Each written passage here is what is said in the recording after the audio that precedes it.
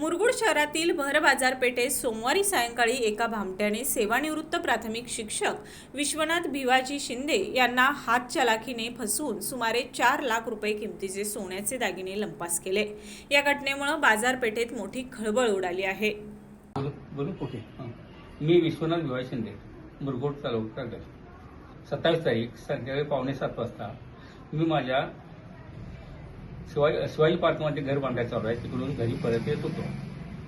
मला एका माणसानं हात केला आणि बोलून घेतलं आणि त्यानं त्याच्याजवळ दुसरा एक पोरगं होतं, त्याच्या गळ्यामध्ये चेन होती आणि ती चेन त्यानं त्याला आत दडून ठेवायला सांगितली गळ्यात, नाही तर ती काढून पुढी बांध आणि खिशात ठेव।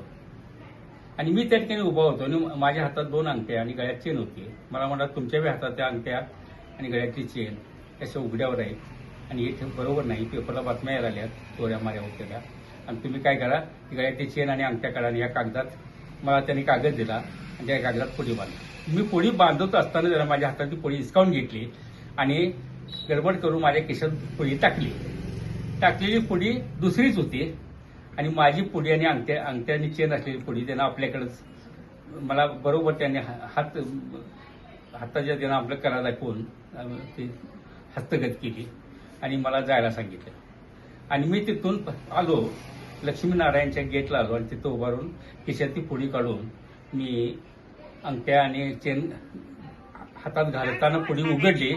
त्यावेळी पुढी फक्त बनावट चेन होती। ती बनावट चेन बघितल्यावर मी एकदम हादरलो आणि तिथून मी सरळ परत म्हटलं तर पोलीस स्टेशनला जायचं आणि पोलीस स्टेशनला आलो आणि माझी तक्रार मांडली।